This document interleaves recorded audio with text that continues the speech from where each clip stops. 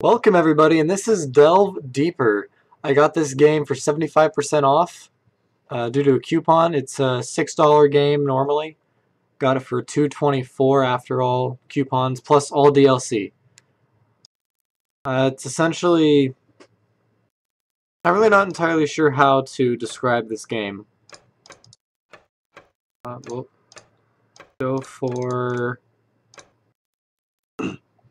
This game has tons and tons of maps and a huge amount of relics. We'll get into the game mechanics here soon. You can choose your team. There's obviously 4 teams. I think this says that I've gotten first on this map before. I know I've played this map before. There are an absurd amount of maps, so I am going to play the same map again just so I can give you guys a good example of what this game is like. Pretty easy to pick up. I've always said Mumford's a dwarf that has helmet on straight. Death by Jelly is an excellent motivator, as well as the name of most ambrosial dessert at my cousin's bistro. But if you take more than 25 turns, I'll throw your family in the royal dungeons. Just kidding, maybe. So that's the king. He likes to joke around and stuff. So this is essentially what the game looks like. Everything is built in hex squares, because that makes sense. Everything's built in hex tiles, sorry. And you have these starting locations that look like this. It's a camp. Essentially, this is what you've got. You pick one of these in the order red, blue, green, yellow. And we see we're player 1, the Brute Squad, Contenders, French Connection, and Team Evil. This is a free-for-all game. Everyone's against each other. And you can see this is an absolutely massive map. 25 turns is not enough time to cover half this map, really. I mean, the furthest I've ever seen anyone get, well, in the one game that I've played on this map, is to these dragons over here. So you'll notice there's these signs on the back of the wall. These indicate how many resources are in that location. So you've got 4 gold right here. You've got 2 gold right here. Elsewhere you can have gems and mithril. So gems are right here. Mithril, whichever you want to call it. It comes in other locations. I would bet they put this really, really deep. Or it can spawn randomly. It's more likely to spawn randomly down here in the deeper portions. If I go ahead and push F2 here, you can see this teal area, and then this gray area, and then a tan-ish area. Tan is dirt, and you have stone, and then you have deep. Mithril spawns in deep locations, so like right in here. All these spots that look like this, these are random locations. I'll show you how to unlock those once we start the game. It's like the very first thing you do every turn. And you start with some dwarves. So I'm gonna start up, well, let's see, do I want to start up here? Easier monsters start, they spawn in the dirt, which does help.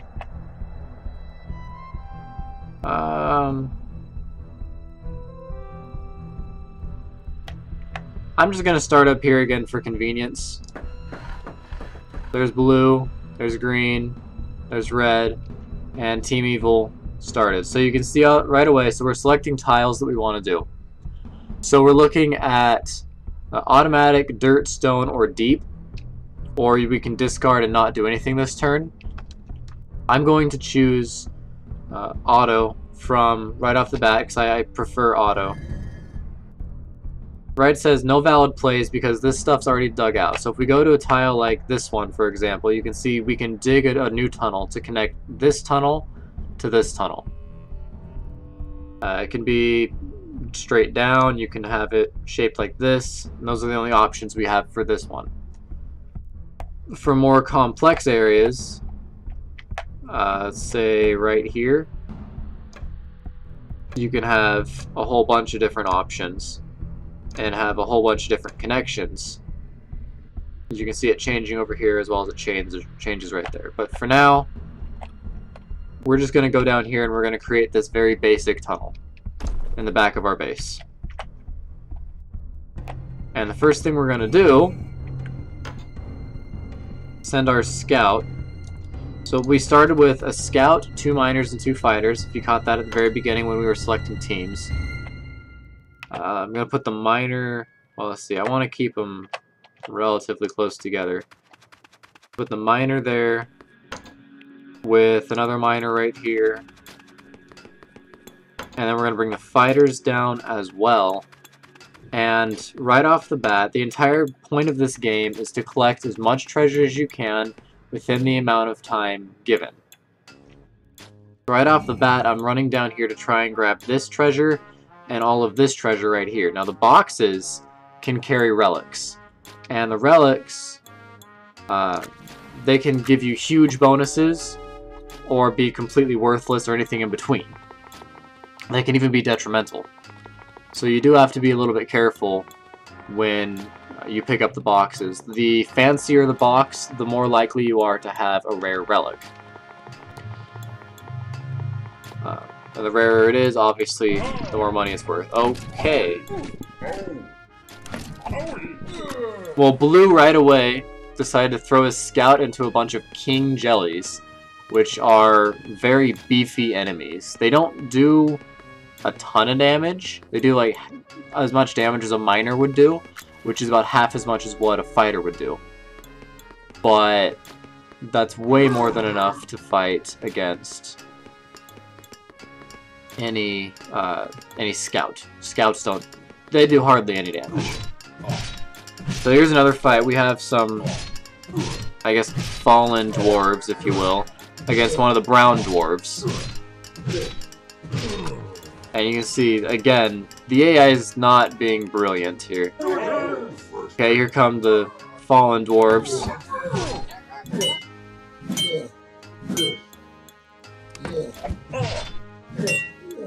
And they did not stand much of a chance against the dwarven army of the brown dwarves. So again, it's our turn. And the moment I open this up, these guys can come rushing through up here. Now you can see king jellies are sitting right there, 3 of them in fact. And when you kill an enemy, they don't have to, they can leave treasure behind. So we're going to engage with our dwarven army on these king jellies, but first we need to select a tile to work with. So I'm going to choose to put a little tile right here. Call that good. Once you move a dwarf into combat, like I'm about to do here, grab Ori, one of our fighter dwarves. We're going to move him into combat against these king jellies. Now it says he can go further, but he actually can't. If you stop, or if you cross through an engagement tile, a tile that has enemies in it, which is anything not yours, or not treasure, you have to stop. So even if I click down here, you can see he was stopped even though I clicked right down here. He was stopped by the king jellies. So we're going to select all of our dwarves, and they're going to come down here to fight off these king jellies. Obviously the fighters will be better at fighting, the miners will be better at mining, and the scout has huge movement range. You can tell health by the heart, the amount of attack power they have by the number of swords they have, and their movement range by the green icon next to the boot. So you can see the scout can move up to 6, which is just far enough to shoot him right down here. Luckily we only need to move him this far, so he'll be able to join in the battle as well, but he won't be doing much damage. These 3 slots right here are inventory slots. It's how much the dwarf can carry. And then you have a big slot which allows them to carry 1 chest of common, uncommon, or a rare chest. So right away we have uncommon and rare. These are 2 rares and an uncommon with a treasure pile. See if I can find a common one for you to look at. I know they're around here somewhere. There's a common chest right there. So right behind that giant jelly, the green jelly, you'll see a cobweb chest. That is the common chest. We also have fairies and gnome bankers, which we'll get to later once we start getting over into this area. So let's start engagement. All of my dwarves cannot move, so it's going to start battle immediately.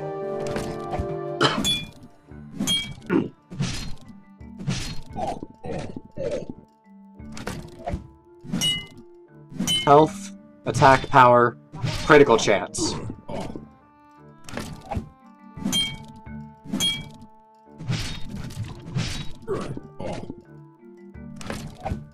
Ori's looking like he's having a rough time.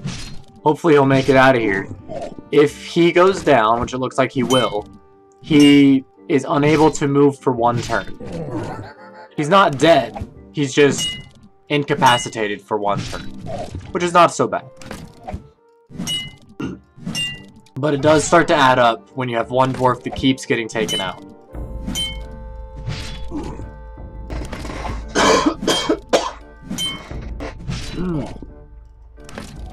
Alright, this battle should be over. And we have won. And they left behind a huge pile. Because they are royalty. And now blue's gonna do the same thing, but they're attacking with 4 fighters. Wow. A lot of fighters.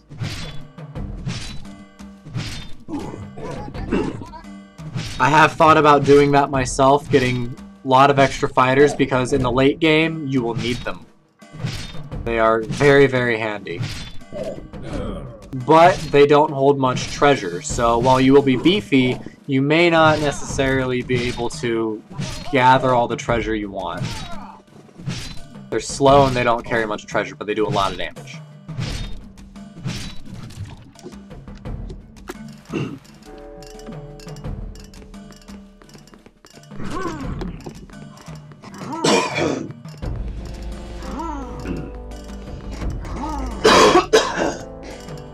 Goodness, I apologize.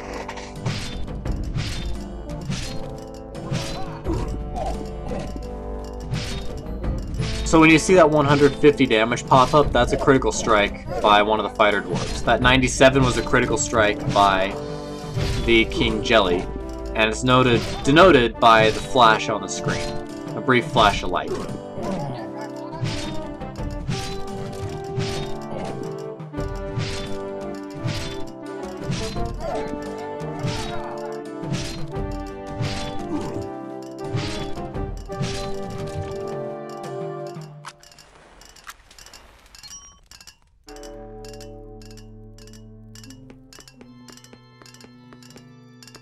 Looks like Brown is going to be the first one to pick up a relic, assuming his guy lives.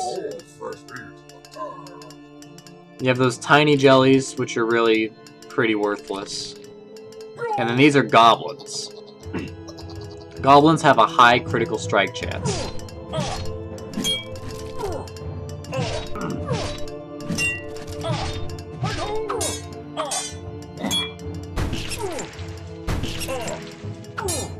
But normally they don't do much damage. However, you can already see the AIs having some troubles trying to get their stuff done. Let's go ahead and create this one and let these guys come through.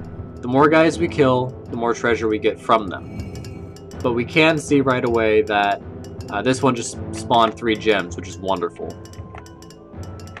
You also notice there's these little lanterns that are hanging around. If a dwarf stays in that tile for 1 turn, they light a lantern and it illuminates an area. An area that is illuminated cannot spawn enemies. So right off the bat, we already have a bunch of treasure sitting over here. Or 2. And so a jelly spawned down there. I'm gonna go ahead and send Billy, I think he can get down there. Yep, he can get right to this guy. So we're going to send him to go get that chest and to kill the jelly. And we're also going to want to send Nori, a miner, as backup. Dory is pretty much going to be fine. But just to be safe, I'm going to go ahead and throw... I'm going to throw Dory down here, because you can see there's 3 back here. So we should be able to mine 3 gold, assuming we win the battle.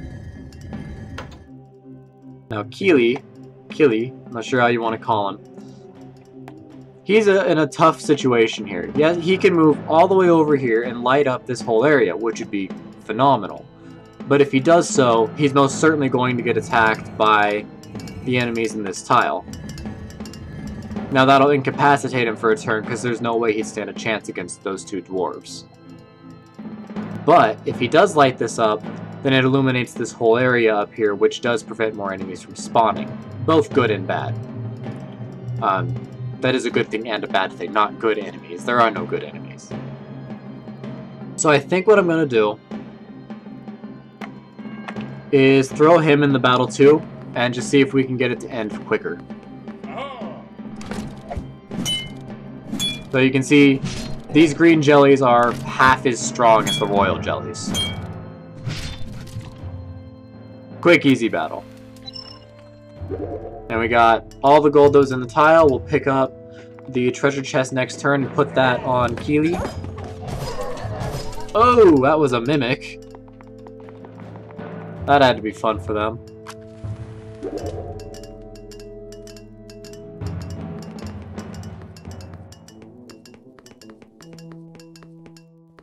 So when your dwarfs are hurt, or they have ore, they can go back to the main camp like you can see them doing now, and turn it in. And King Jelly is going to engage those 3 dwarves. Oh, 3 King Jellies are going to engage those 3 dwarves. That'll be an interesting battle, because I believe that is 2 fighters and a scout. Oh, and then that dwarf has to fight 4 goblins. Brown may be in a hard situation.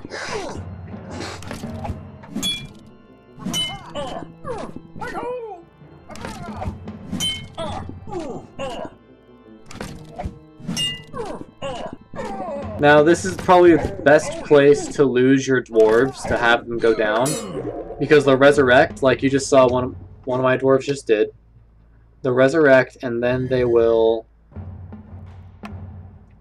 heal up in their main base. And you can see the dwarves are already moving. They're going to try and catch us and kill us. So it was good that I didn't move the scout dwarf, but it does mean that more enemies are coming this way, and in a hurry. So let's go ahead and build this next tunnel here. And this will unleash the goblins, which is fine, because we're going to be doing most of our combat around our main camp, which will give us healing for every turn that we're there. So you can pick up the chest. Dory, chest, and some treasure. Okay, Nori. Okay, you picked up some treasure, you picked up the chest, we're good to go. No more treasure to pick up. You have no more treasure to pick up. So we'll start sending our guys as far as they can go and still stay together. Ideally, you want to be the ones to engage. Fuck. Fire alarm. We're gonna take a quick break, and hopefully this isn't too big of an issue. I don't even remember what I was doing.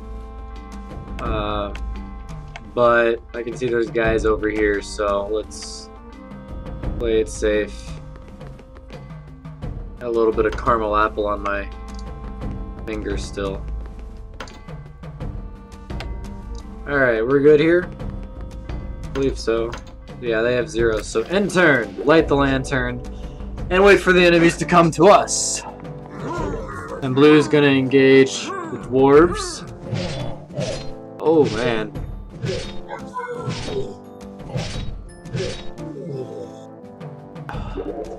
Okay.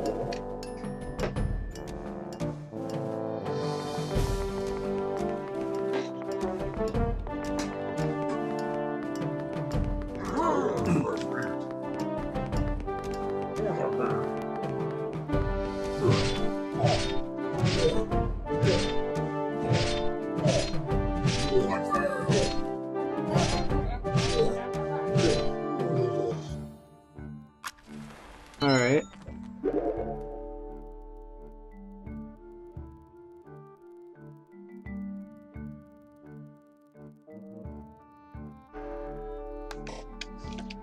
Okay, so where they move. Alright, so we got dwarves right here. Now the reason why I didn't move like all the way up here, one, so I can keep my dwarves together, and two, when you are the one initiating, when you're the one that's engaging, you actually get the first strike, or first series of strikes. I once killed one of the dragons, and it never got to fight back, because I had all 5 of my dwarves, they all got to attack first, and it killed the dragon.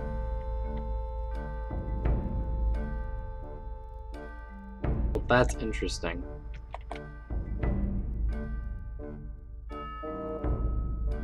I hit either one of these, I unlock all these enemies to flood into my cavern. Or I cannot do that and let them flood into these caverns. Actually, this cavern right here for I don't know what team is this. Brown. Which I believe they're actually winning right now, so that's okay with me. But I want to open up this one.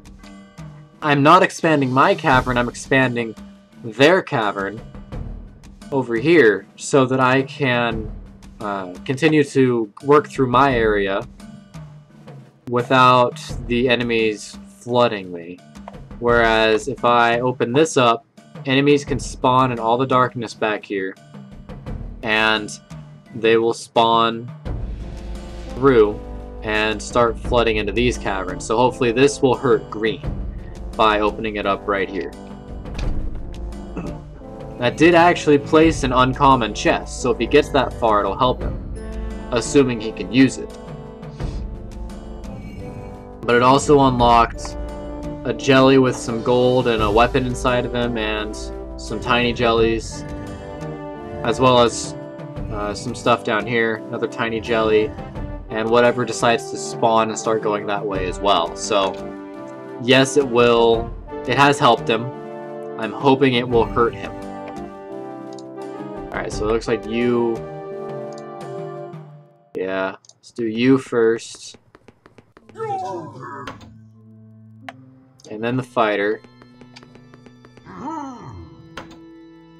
And the scout. And then the other miner. And then bring the other fighter. And engage these dwarves and hopefully kill them in one round. No, they get to fight back. That sucks.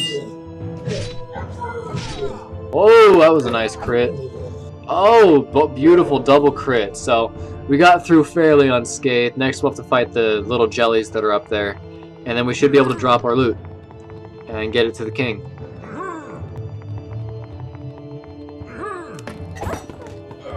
Oh, Mimic. And down the jellies go.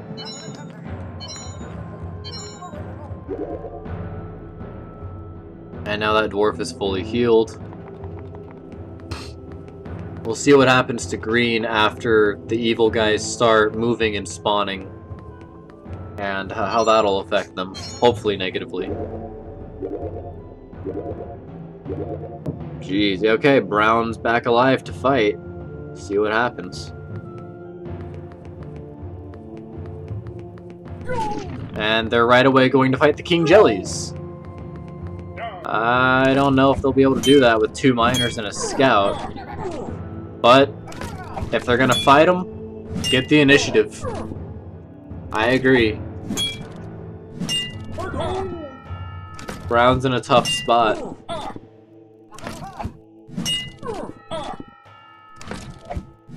It's good tea. I enjoy it. Pomegranate blueberry. It's good tea. Goblins are attacking blue. The goblins will probably get obliterated. That's, what, 3 fighters? The goblins don't stand a chance. But they do stand a chance against green. 2 fighters. Well, no, not really. The fighters should quickly dispatch of these guys. And they're attacking Brown. Now, Brown does not stand a chance. Brown's screwed. Oh, Brown is so screwed. This is why I opened up the other areas. Whoa.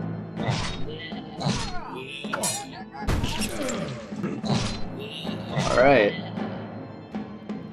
Because what's about to happen to Brown, I want to have happen to everyone but me. So if I open up the areas, hopefully it will.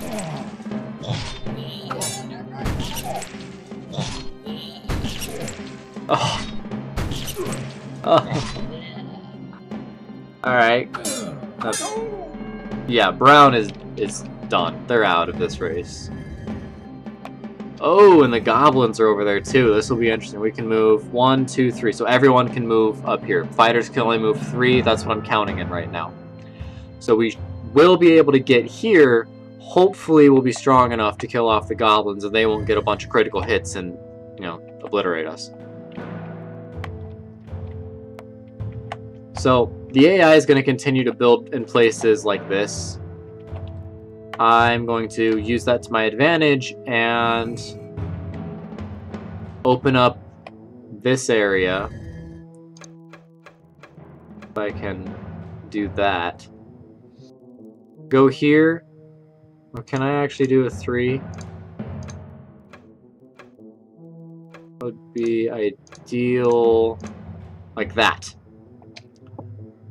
So then I can open up this area right here and let these enemies that are back here kind of fall in and do some damage. And then it's only one connection to here and here to just keep flooding enemies through this tiny cavern.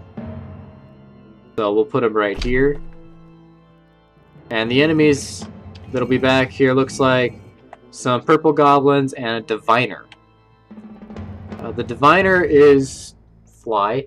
The diviner is fragile, but he does a lot of damage. He's like a magician. Glass cannon. And the purple goblins are essentially just goblins. So, Ori, why don't you pick up some ore? Anything left? Nope, there were 4. Alright. So send the miner. Send the fighter. Send the miner. Send the scout.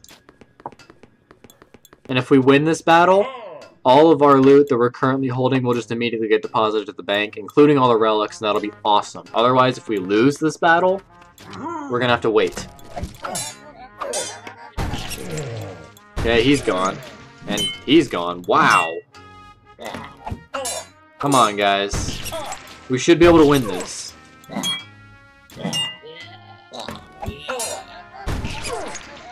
Ugh. That was bloody, but we did win. So all those 3 are holding will get deposited. Orgus Steel Sledge.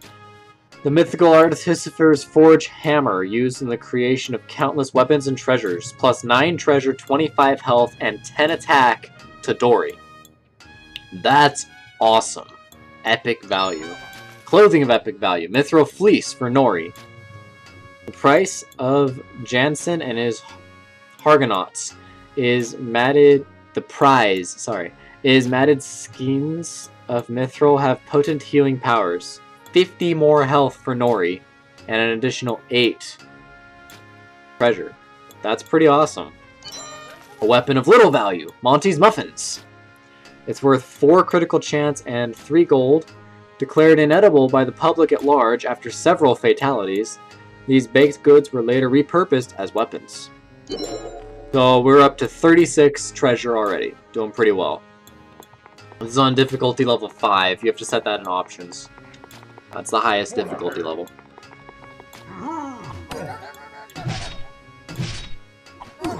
Ziggy. He's a super strong goblin. Obviously no match for those 2 fighters.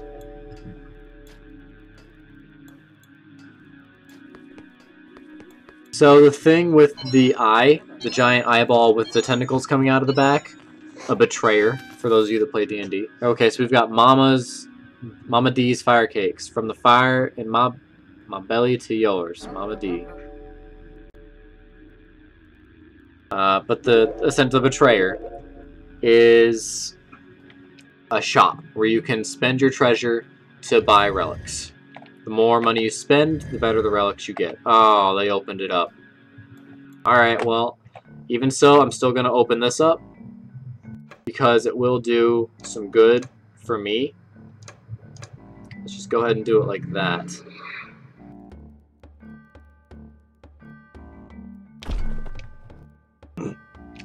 Because these guys will still come through, and they're starting on a lower level, so there's less of a chance they'll come to me.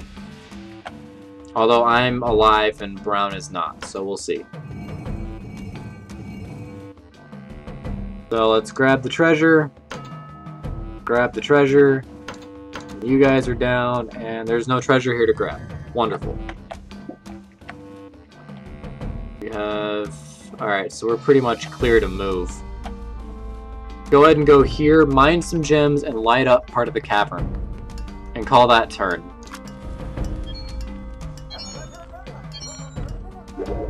Alright. Good stuff.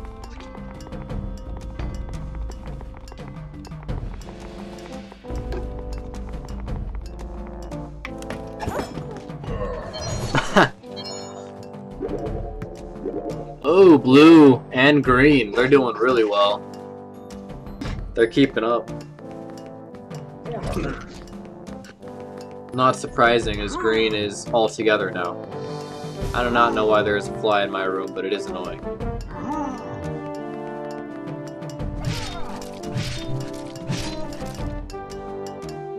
A little bit of gold for him.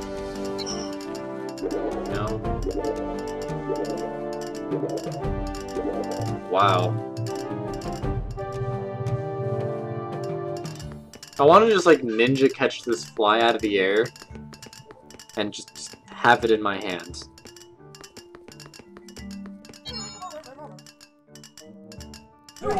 Just to be safe, I'm gonna take my caramel and apples and nuts, peanuts, and put it over here where it's in my sight range so I could see if the fly is trying to eat it, because it is still actually partially open.